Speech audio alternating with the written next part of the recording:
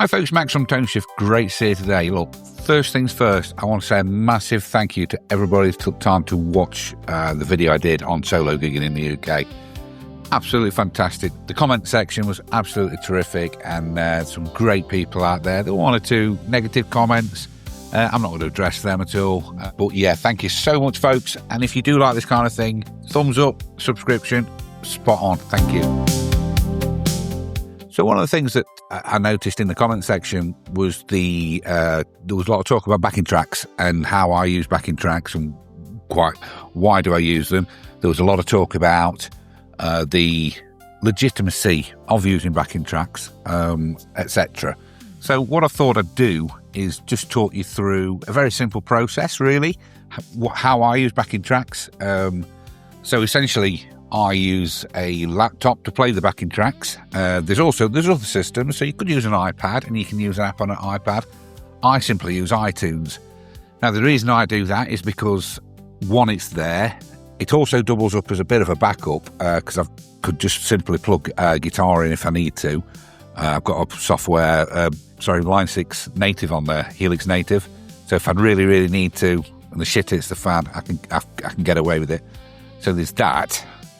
But essentially, it's just the easiest, most convenient way. It doesn't need a big, powerful laptop or anything like that. It's just a MacBook Air that I use. And again, you can use a PC, you can use a laptop, use whatever you need to. I chose that because it's really reliable. The battery lasts forever. I've had it since, 2014. It's an old one. So that's why I use the laptop. Now, some of the questions were around whether or not do I perform on the backing tracks? Yes and no. So it depends how I get the backing tracks. So I use a place called Karaoke version. Now, obviously, the name automatically puts you off. There was a lot of the comments that were saying that it's just karaoke. And then using this karaoke version site obviously lends itself to that, but that's just not true. So these tracks are multi-track. They're performed by musicians, and they're really high quality. And you can download the multi-track, take the things out you don't want, blah, blah, blah. So, for example, I don't want the vocals. I don't want any of the guitars in there. And yes, so anything I can play good enough and quick enough to produce, I will put on the backing track. So it'll be my guitar. I'll play live guitar. I'll do the backing vocals. If the backing vocals on there are male, then I might as well have a go at doing them myself. If I can't do them, I'll leave them on. Some backing vocals are too high. I simply can't do them. So no point. But essentially, when I go out live, you'll hear live vocals. You'll hear live guitar. And it won't always be the right guitar. So as a guitarist, you'll know you have to sometimes blend several guitar parts into one, pick out those important points and make sure you hit those notes. It's like Mark Knopfler says, you do that widdly bit at the end of Sultans and you've nailed it. That's that song done. But yeah, so that's kind of the situation.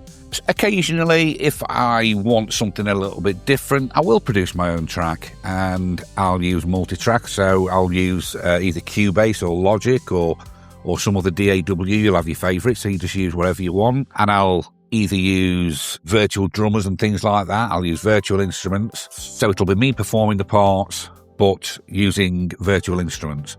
And that's if I want to do tracks that are a little bit harder to get hold of, or live versions of songs. So if sometimes you go and see a band and they'll do a live version of a track. One that springs to mind, Stereophonics, Dakota. They do a fantastic live version of that one. I don't think there's a backing track available for that in multi-track format. So yeah, I do that. I made that one myself because I really like the ending on that. It's really powerful and it's a good showstopper, So that's basically it. One important thing I want to discuss though about the backing tracks, and I'll talk you through. I'll show you the process altogether. So I'll take you to the site. We can have a look through it, and you'll know then how these things are done. I'm crystal about everything. I'm not trying to make out that it's no use being in a band or anything like that. That was never the point. The point was, this is what I do. I think it gets sneered on, and clearly it does by some of the comments. And I don't think there's any need. If I'm honest, I think we're all doing our thing. We're all trying to keep live music going. Solo acts are a massive part of that. And give us a bit of a break and let us do our bit. If I could get a band together in the same room and everybody be friends and nobody be ill and we get the right money for going, everybody's got everything covered and we're rewarded correctly, blah blah blah. Of course, I'd love a band like that. That'd be great. just don't think it's real. I don't think it's a real expectation nowadays. Certainly not in the places that I play and not in the area where I live. Prove me wrong. In any case, another thing about backing tracks, if I go to a site and I buy a backing track, something quite important, it ensures that the original artist gets paid at point one. When I buy that backing track, it's licensed for me, and that license fee then goes to the original artist. Also, the performers that performed on that particular backing track also have been paid, which is through my purchase, okay?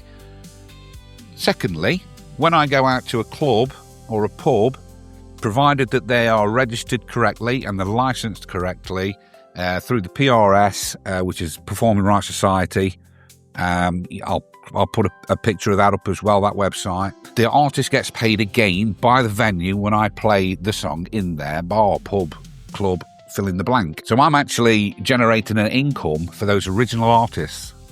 I'm making, not just me, we're all doing it. As long as we do our job properly, we do it professionally, that's what we do. Songs of Swing, we'll just stick with that one. That gets played 1,000 times an evening, up and down the UK. So Martin Offler and the writers and the publishers of that track will get a commission. They'll get a payment from the PRS, the performing rights, into their bank account. The bars, it costs them around about £12 per week, I believe. I could be wrong on that, to have a license, and that allows them to have music up until 11 o'clock at night, and that all that money goes off and then is shared out to the performers, the original artists of the tracks that you play. So again, it's not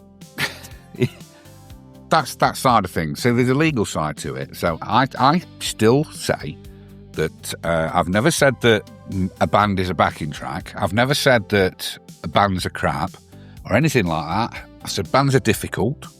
I don't think that's up for dispute. Politics of bands are difficult to keep in place and keep together, etc., etc. I know my backing track's not a band, but you know what? Some of the places I play, you wouldn't even be able to get a band in. So it's solo or duo pushing it nowadays, you know. The thing is, look, we all need to work together. We all need to support each other to keep this music, live music that we all enjoy doing, alive. You want to be able to walk into a bar and watch a band, a solo act, a duo, a trio. We all want that. And and if everybody keeps gatekeeping to people, making out that they've got to do this, they've got to do it this way, they've got to do it that way, let them find their own way. All I was doing was presenting another way of doing things. Anyway, look, I'm dead happy about it. Anyway, I thought it was a really, really good conversation in the chat.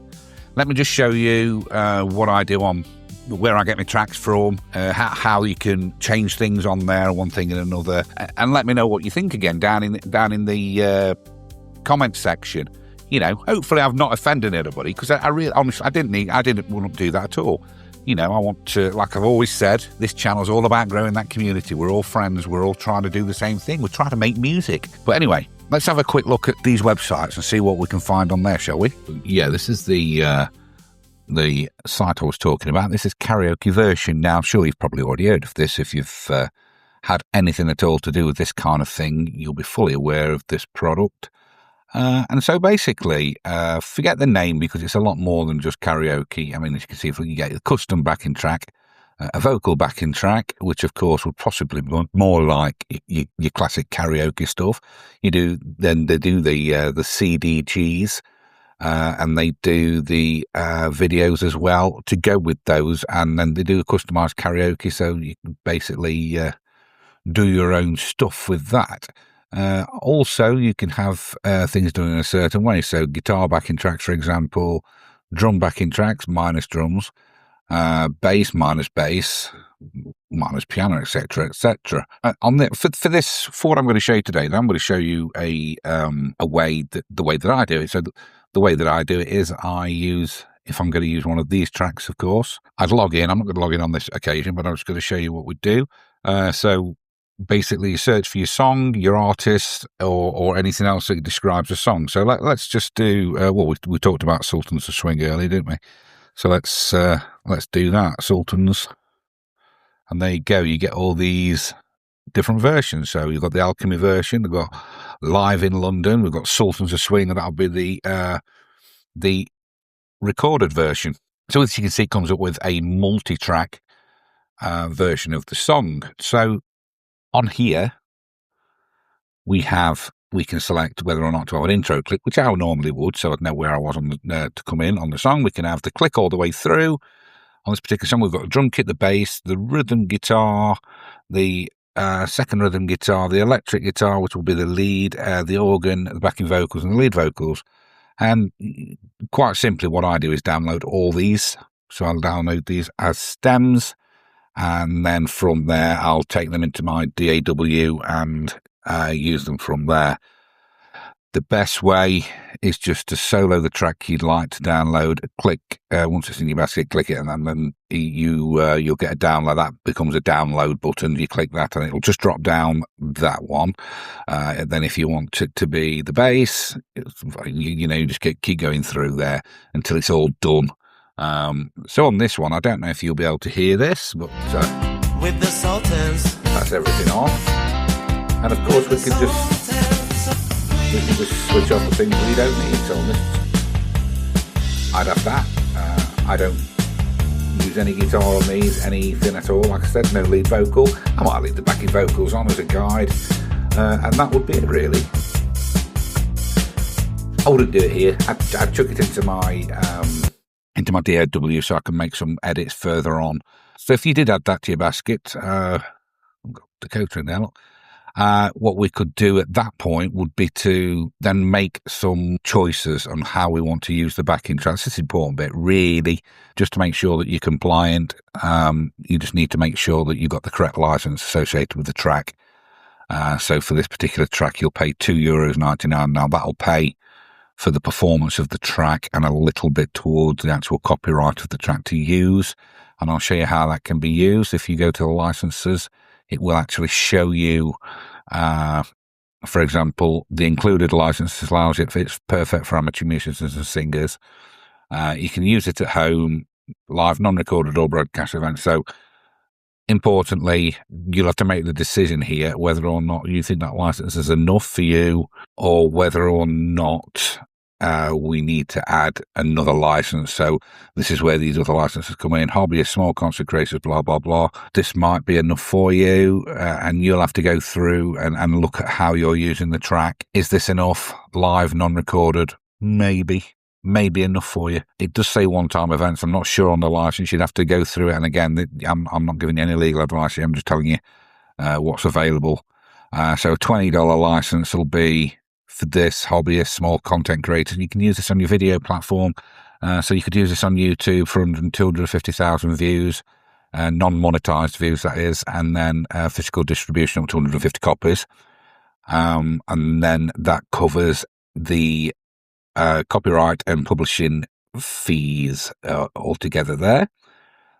Another license would be the commercial use license. Now, this is the one I think really is needed for live use, and that would be for monetized content creators and music creators.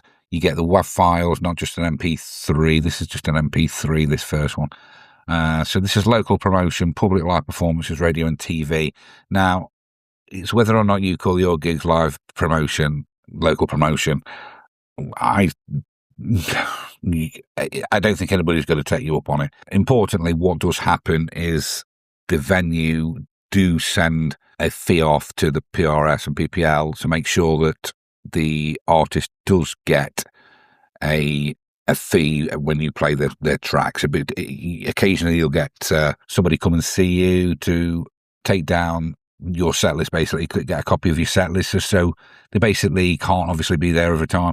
But it's just to get a feel of what's being played out there in the wild. That seems to be the case with that. And there's also an extended commercial license, and that's everything previous plus national promotion.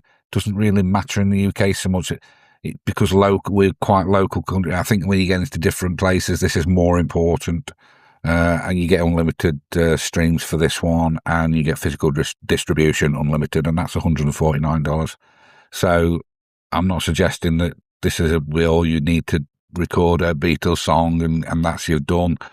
You'd have to look into that a lot further. Different publishing houses will have different rules, I'm sure. And then you can get a custom professional license, so audio-visual production, corporate use, signed artists, exactly. So this is where you'll need to get proper rights to be able to perform it. So that's how where I get mine from. If I'm going to use a track that I haven't made myself, this is where I get them. And I might start with a track like this, see how it goes down, and if it goes down well, I'll keep it. As simple as that. That's it, folks, really. There are other places to get tracks. This isn't the only place. But I think, you can see from here, it's quite easy to customize your track. If you haven't got a DAW, there are some free ones available online, but you can then take this and you can always come back in and you remix your songs in here later on, or re-download them, etc. They're all kept online. So I recommend it. It's really cheap to get going with it. I think something like $3 a track for a custom track. They are MP3, so they're not best quality. Does that matter nowadays? I don't know. It's hard. My ears don't hear the difference. They're too old to hear the difference now. But in any case, hopefully that's been useful, and I will flick that off. Yeah, so there you go then, folks. So that's that's basically what I use. There's parts that, you don't need me to go into DAW stuff. Basically take those stems, drop them in there, mix them how you want them, add the extra bits. If you need a bit more compression on something, or you need a bit of reverb on something, or it's in the wrong key, we can start changing the keys. We can do on all manner of things. But yeah, just going back to it. So is that cheating? Is it, is it not artistry? Well, I think it's certainly something to do with being an artist. Well, not the artist. I mean, some of the comments I've had, you wouldn't believe. I mean, I've had to delete so many. On the whole, though, absolutely fantastic comments from that video, and I can't thank you enough once again. If you're interested in, doing some of this solo work and using backing tracks, or even just setting up for a band and one thing or another, let me know. I'm thinking of doing a rig rundown of what I use, so mixing desk, cables, microphones, etc., PA, and see what I use when I go out, lighting, pretty much the whole shebang, I think that might be quite useful to some people. I know there's people that have been in bands for many, many years, but have never actually done the technical side of things. So that might be useful to them if they're thinking about going on their own, or setting a band up, or a small, a duo or a trio, or even going solo or having to operate a band themselves. Mixing from the side of stage is really different from mixing at the front. Something else you need to consider when you go in solo. It's all on you, like I've said in the previous video. But in any case, I'm not going to whinge on any more about it, because I've done loads on it. If you have enjoyed it, give it a thumbs up, folks. Comment down below. I do my very best to answer every single one of them. I really do. So a subscription would be absolutely terrific if you're not already subscribed. I am doing a giveaway. When I get to 1,000 subscribers, I'm going to do a giveaway. I'm going to do a Tonex One. So I'll send you a voucher for a Tonex One, or I'll buy you one and send you one. It'll be, wherever you are, just all I'll do is draw out. As soon as we hit 1,000, I'll draw out a random name, and there you go. You get to get yourself a Tonex One. So bit of encouragement there. It doesn't cost you a penny, of course, to do that. I'll pay for the postage and everything else. I'll cover all that. But look, I really do appreciate you, and I keep saying that, but I really do, guys. I will see you soon. I know I'm doing a tech video next time. All right. Take care, folks. Bye-bye.